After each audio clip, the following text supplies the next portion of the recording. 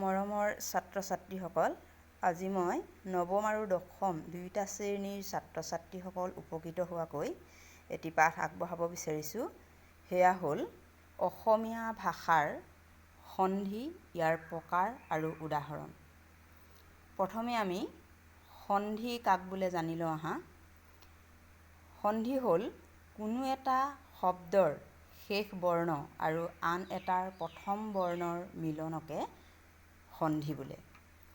সন্ধিৰ প্ৰকাৰ। সন্ধি তিনি প্ৰকাৰৰ: স্বৰসন্ধি, ব্যঞ্জন সন্ধি আৰু বিসৰ্গ সন্ধি। এতিয়া আমি জানো আহা স্বৰসন্ধি কাক বোলে। স্বৰসন্ধি স্বৰবৰ্ণৰ লগত স্বৰবৰ্ণৰ মিলন হৈ যি সন্ধিৰ গঠন হয় তাকেই স্বৰসন্ধি বোলা হয়।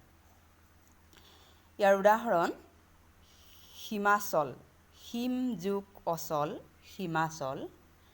আশাতীত, আশা যোগ অতীত। একেদৰে উমানন্দ, উমা যোগ আনন্দ। এতিয়া জানো আহা ব্যঞ্জন সন্ধি কাক বোলে। ব্যঞ্জন সন্ধি ব্যঞ্জন বৰ্ণৰ লগত ব্যঞ্জন বৰ্ণ বা ব্যঞ্জন বৰ্ণৰ লগত স্বৰবৰ্ণ মিলি যি সন্ধি গঠন হয় তেনে সন্ধিক ব্যঞ্জন সন্ধি বোলে।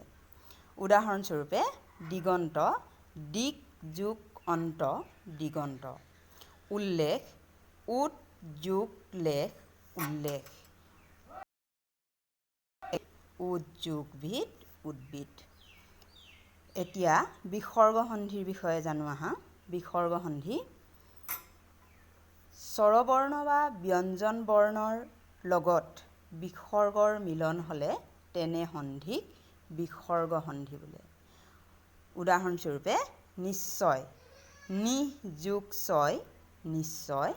পুৰস্কাৰ, পুৰঃ যোগ কাৰ পুৰস্কাৰ।